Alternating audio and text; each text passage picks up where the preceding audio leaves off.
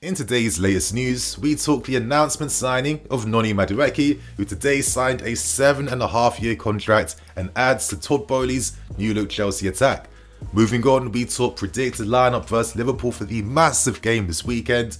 We have some news around Kai Havertz as Bayern Munich are sniffing around this summer to sign our attacking player. And of course, to end things, we have big news around a failed Caicedo bid, plus our alternative midfield options for this January window. So we've got a ton of things to break down and discuss, you guys. This is one of the best ever windows we've seen.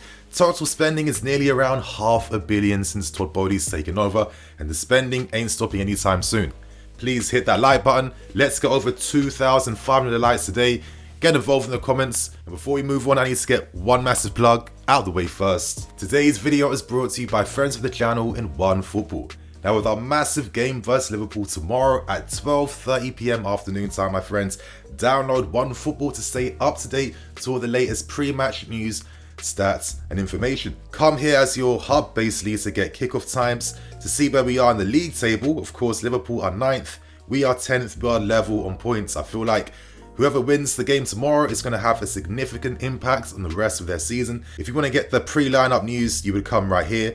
Here are the predicted lineups of One Football are showing. I think Fofana starting is incredibly ambitious, and why is Mudryk not in that team? As we scroll to live ticker, you can get all the interesting match stats and info before the game. For example, in the last 15 Prem games, we've only won 6 times versus Liverpool and drawn 7.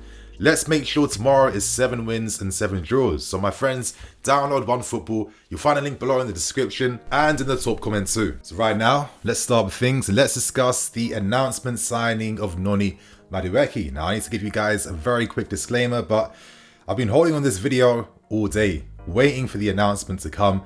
I thought it would come at some point. It still isn't here yet.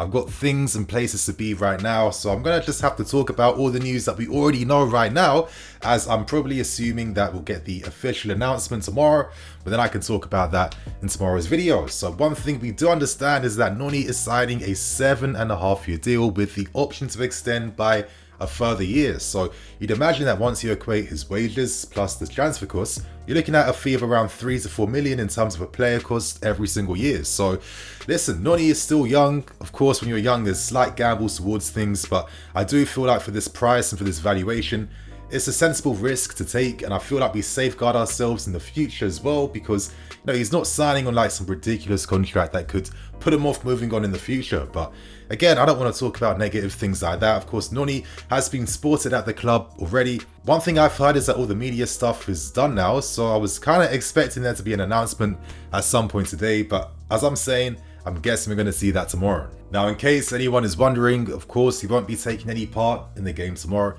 If he had signed before 12, if the announcement came before 12, then technically he could have been registered for the squad in tomorrow's game. But one thing we are going to see is Mudryk making his debut tomorrow as he is travelling with the squad.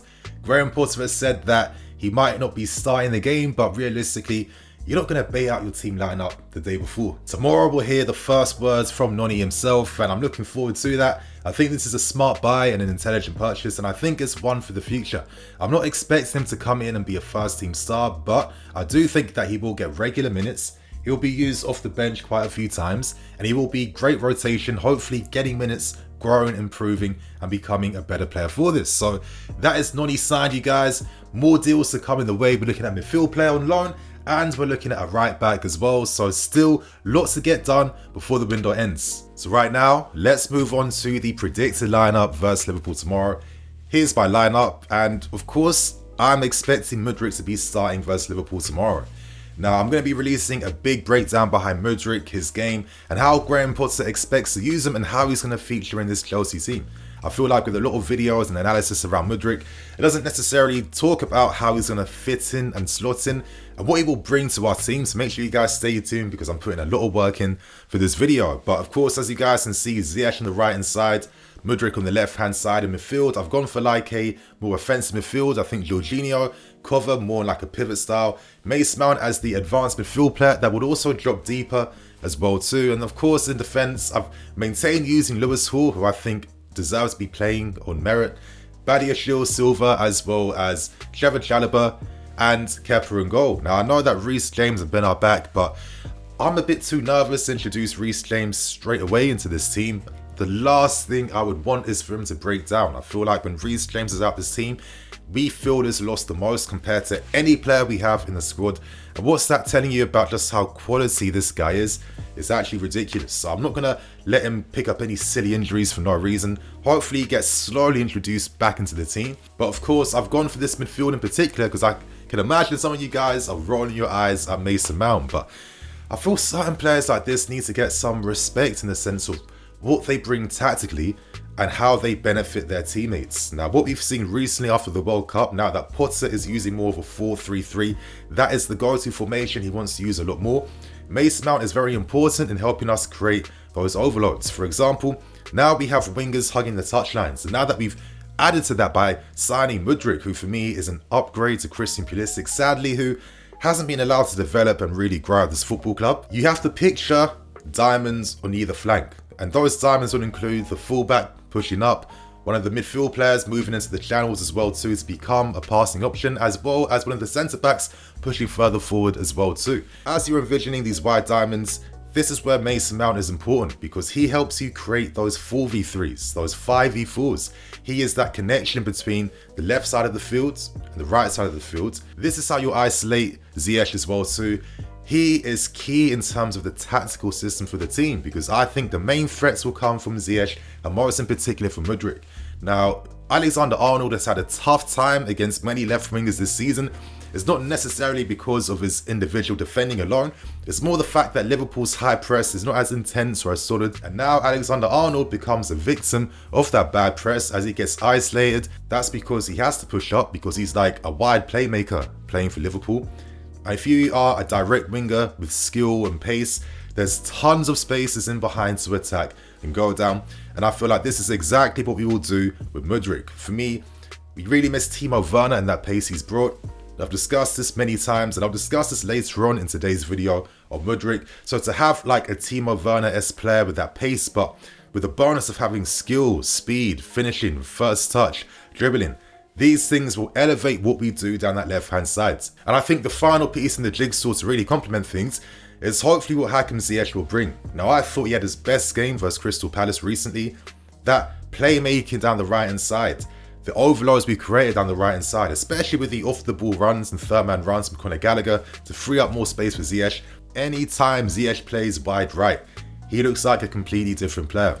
And imagine those switch balls he can play to Mudryk, who is running into that space being left by Trent Alexander-Arnold. And imagine those switch balls to the opposite flank.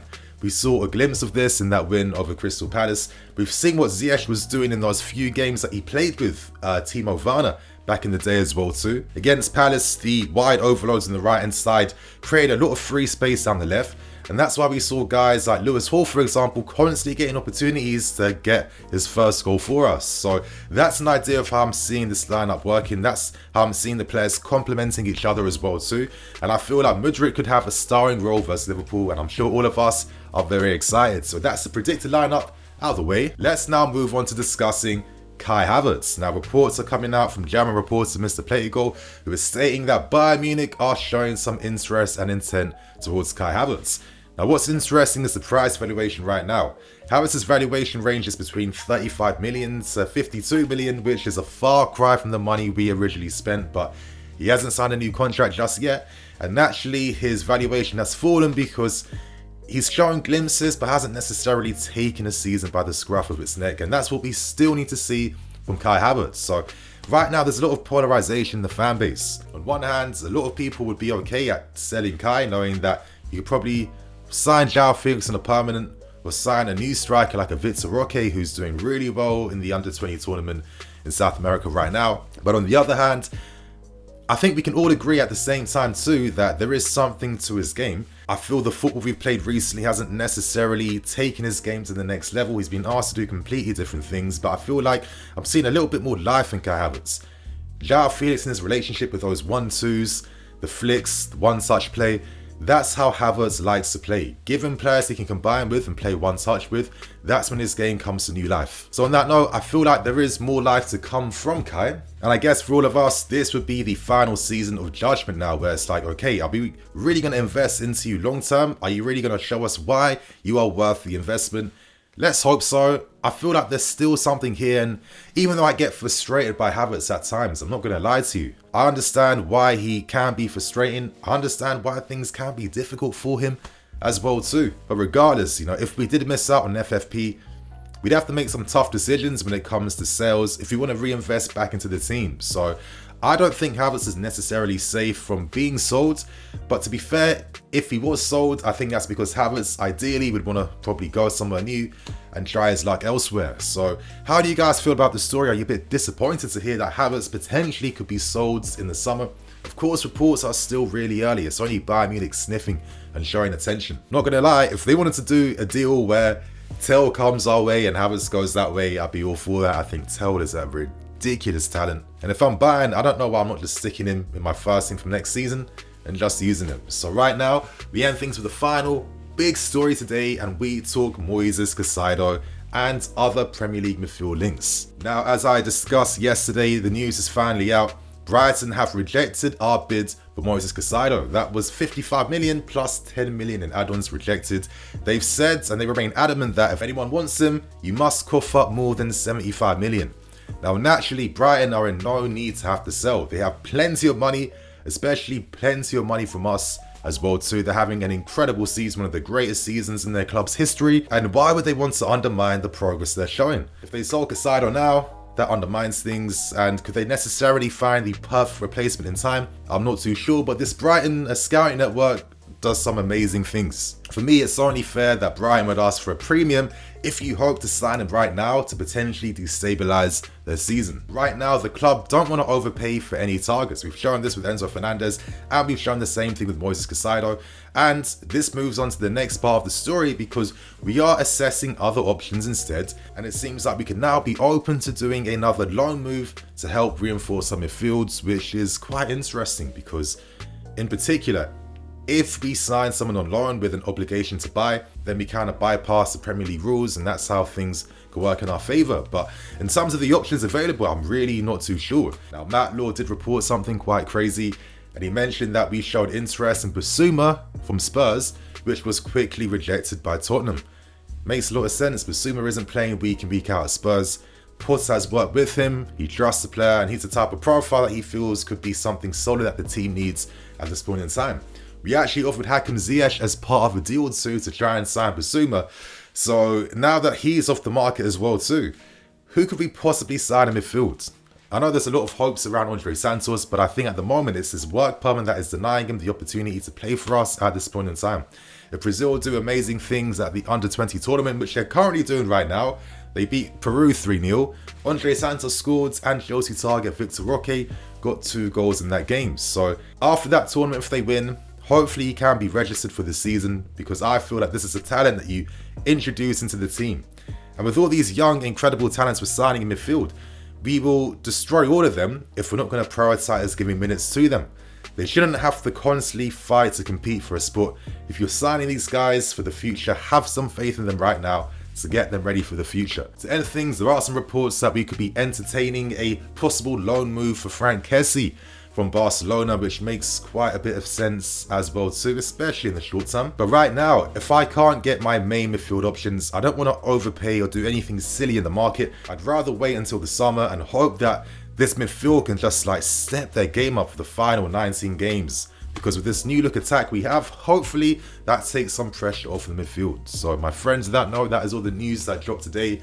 Hope you guys enjoyed. Please keep the notification buttons on, because more videos are coming out today.